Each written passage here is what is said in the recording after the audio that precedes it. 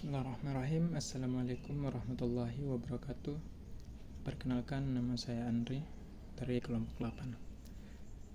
Di sini saya akan mempresentasikan makalah kami yang berjudul Hak Asasi Manusia. Pertama-tama, kita harus mengetahui apa itu hak asasi manusia. Jadi, hak asasi manusia atau HAM adalah hak dasar atau pokok yang dimiliki manusia.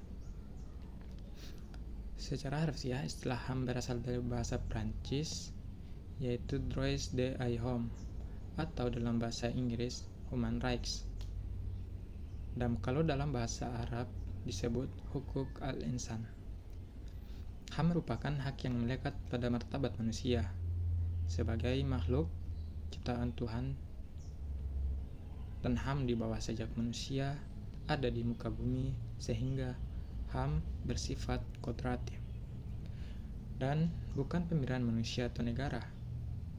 Berikut ini pengertian HAM menurut beberapa ahli. Yang pertama yaitu Baharudin Lopa. Ia menyebutkan bahwa HAM adalah hak-hak yang diberikan langsung oleh Tuhan yang Maha Pencipta, yakni hak yang sifatnya kodratif. Dan menurut John Locke, manusia sejak dilahirkan telah memiliki kebebasan dan hak-hak asasi. Hak asasi tersebut adalah kehidupan, kemerdekaan, dan harta milik. Hak ini merupakan hak yang dimiliki manusia secara alami, yang inheran pada saat kelahirannya.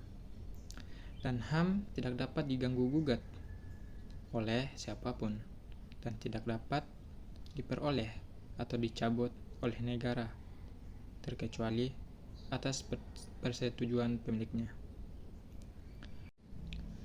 Menurut Maryam Budiardjo, HAM adalah hak yang dimiliki oleh manusia yang telah diperoleh dan dibawanya bersamaan dengan kelahiran dan kehadirannya dalam hidup bermasyarakat.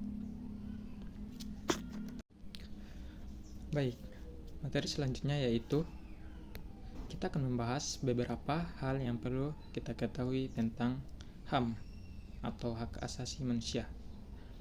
Yang pertama, HAM merupakan anugerah Tuhan yang wajib dihormati, dijunjung tinggi, dan dilindungi oleh negara, hukum, pemerintah, dan setiap orang. Artinya, HAM bukanlah hak yang diberikan oleh manusia kepada manusia, melainkan anugerah dari Tuhan yang Maha Esa. Hal ini menunjukkan bahwa HAM bersifat universal dan melekat pada setiap individu sejak lahir, tanpa memandang status sosial, ras, agama, atau latar belakang lainnya. Yang kedua, HAM berfungsi untuk melindungi manusia dari kekerasan dan kesewenang-wenangan. Maksudnya, HAM berfungsi sebagai tameng bagi setiap individu dari tindakan yang merugikan, seperti kekerasan dan penyalahgunaan kekuasaan. Contohnya, hak untuk hidup, kebebasan berpendapat, dan perlindungan dari penyiksaan adalah beberapa contoh HAM yang melindungi individu dari tindakan sewenang-wenang. Yang ketiga, HAM mendorong tindakan yang dilindasi kesadaran dan tanggung jawab untuk menjamin hak-hak orang lain agar tidak dilanggar. Artinya, menegakkan HAM tidak hanya tanggung jawab negara atau lembaga, bukan tanggung jawab negara atau lembaga tertentu, tetapi juga menjadi tanggung jawab setiap individu. Maksudnya, setiap orang memiliki peran dalam menghormati dan melindungi hak asasi mereka maupun orang lain, serta mencegah terjadinya pelanggaran HAM. Yang keempat, HAM terdiri dari 6 macam, yaitu hak asasi politik, hukum, pribadi, peradilan, sosial budaya, dan ekonomi. Artinya, HAM mencakup berbagai aspek kehidupan manusia, mulai dari hak politik, hukum, pribadi, hingga hak sosial dan ekonomi. Baik, selanjutnya kita akan membahas tentang pelanggaran HAM. Jadi, Pelanggaran HAM adalah tindakan yang melanggar hak-hak dasar yang dimiliki setiap individu. Contohnya, yang pertama, pencemaran nama baik, yaitu menyebarkan informasi yang tidak benar tentang seseorang sehingga merusak reputasinya. Yang kedua, yaitu perusakan terhadap sesuatu.